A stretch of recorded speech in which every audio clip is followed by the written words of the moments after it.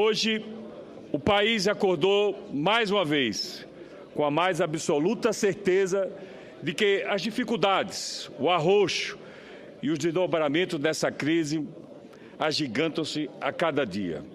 E esse poço, que ainda não chegamos no fundo dele, graças a Deus, espero isso não atingir, que não é de petróleo, parece não ter fundo tão raso.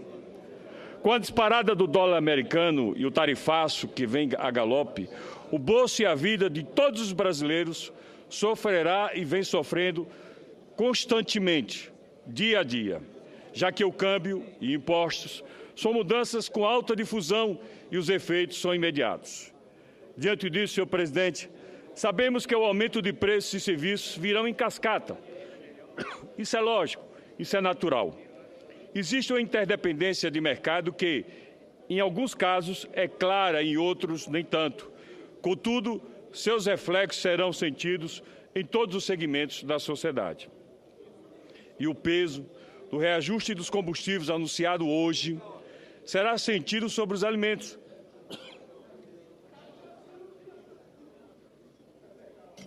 E os produtos de limpeza em curtíssimo prazo. Do pãozinho francês aos produtos eletrônicos, a conta de produtos e serviços passarão a pesar ainda mais no orçamento doméstico de todos os brasileiros.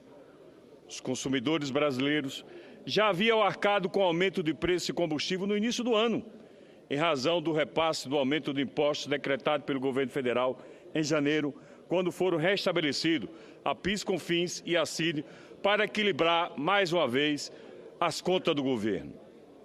Esta última é uma contribuição criada para financiar investimentos no setor de transporte e havia sido zerada em 2012 para evitar o aumento no preço da gasolina que chegasse ao consumidor.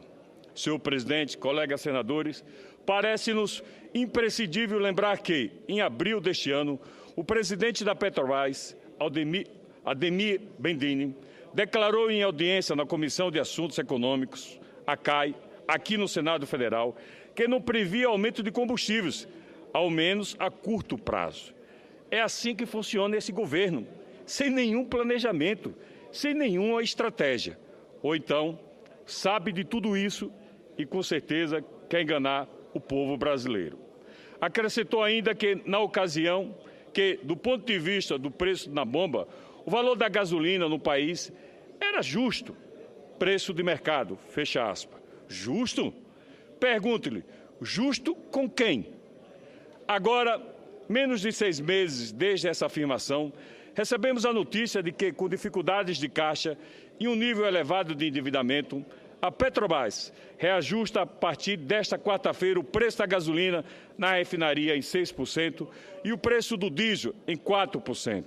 Entretanto, vale chamar a atenção para o fato de que, sobre o reajuste anunciado pela estatal, não estão incluídos os tributos federais da CID e PIS/COFINS e o tributo estadual ICMS. O reflexo disso, com toda certeza, já comentei anteriormente no início da minha fala. O aumento nos preços da gasolina e do diesel deve pressionar ainda mais a inflação, que, de acordo com analistas ouvidos pela pesquisa Focus do Banco Central, deve encerrar este ano com alta de 9,46%. Bem acima do teto da meta fixada pelo governo. Aliás, senhor presidente, se o governo fosse algum atleta olímpico, com certeza ele nunca acertaria a meta, porque nos últimos tempos não tem acertado.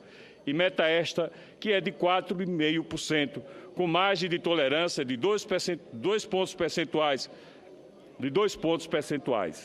Neste ano, a gasolina já subiu 9,65 para o consumidor, segundo dados do IBGE. Isso sem falar que, no início do mês, a Petrobras já havia reajustado o valor do botijão de 13 quilos de uso residencial em mais de 15%. Na semana passada, a companhia aumentou os preços do gás para consumo comercial e industrial em 11%.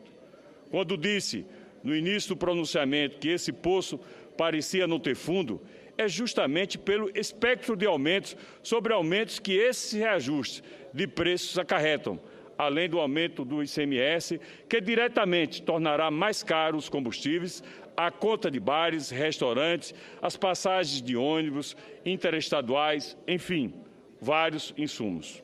E, diretamente, com maior inflação trazida pela avalanche de reajustes no serviço. Em Sergipe, meu estado, senhor presidente, a partir de janeiro do próximo ano, segundo o projeto enviado à Assembleia Legislativa e aprovado hoje à tarde, infelizmente, não com apoio da oposição, o valor da alíquota do ICMS terá reajuste médio de 2 pontos percentuais em todos os produtos nos quais esse imposto incide. Mais uma vez, o povo do meu estado, o povo sergipano, será penalizado, que vive e que paga a conta da crise federal e também da crise estadual. Nós, sergipanos, estamos vivendo em uma situação nunca antes imaginada, nem nos nossos piores pesadelos. Atualmente, somos detentores de piores índices em educação, saúde pública, segurança pública, enfim. Os servidores públicos do meu estado, além de não receberem reajuste definido por lei, que é obrigatório, agora recebem seus salários parcelados, mês a mês. E olhe que o governo, para tanto, já tomou infinitos empréstimos, já vendeu royalties, já pegou os depósitos judiciais da pessoa física, de pessoas também jurídicas. O governo, na sua irresponsabilidade com a gestão pública, fica buscando tratar os sintomas, sem de fato buscar a cura para a causa. Agora, para justificar o aumento da alíquota do ICMS, o governo admite que a situação está insustentável. E olhe, com os depósitos judiciais, ele dizia que isso daria para pagar o salário do servidor até janeiro do próximo ano. Não chegamos nem lá, senhor presidente. Ainda estamos bem distantes e o governo já não consegue pagar o salário do servidor dentro do próprio mês. Para o desgoverno, ou o governo que Sergipe tem hoje, as únicas soluções encontradas para a crise na atual que eles próprios colocaram o Estado é o sacrifício da população. Em reunião com os empresários que são contra o aumento de alíquotas do ICMS, o governo afirmou que a situação do Sergipe é extremamente complicada, sem o novo valor do imposto. O Estado já está quebrado. Neste momento, pergunto, o governo estaria fazendo a sua parte? Não deveria ele dar o melhor exemplo? Será que nunca, em nenhum momento, o governo estadual pensou em cortar na própria carne, reduzir o número excessivo de secretarias e de cargos comissionados? Com certeza não faz isso. Até quando o povo sergipano, o povo brasileiro, suportará tanto sacrifício, senhor presidente? Tudo isso é lamentável e inadmissível. E, sobretudo, é perverso. Nem o povo sergipano, nem o povo brasileiro suportam arcar com a carga tributária altíssima e perversa e um Estado extremamente ineficiente e ineficaz. Mas, sinceramente, acredito que uma mudança de rumo, senador Aécio Neves, uma mudança de rumo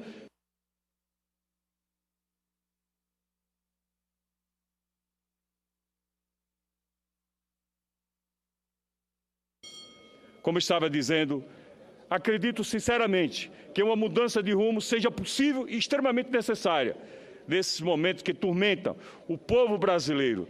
Sempre me vem à mente o trecho final do poema Invictus, do poeta e jornalista William Ernest Henley, cantado e repetido por Nelson Mandela, quando ele disse, abre aspas, senador Aécio Neves, eu sou senhor do meu destino, eu sou o comandante da minha alma e é com atitudes que eu transformo a esperança em realidade, é com a atitude que eu transformo o sonho de muitos brasileiros em realidade.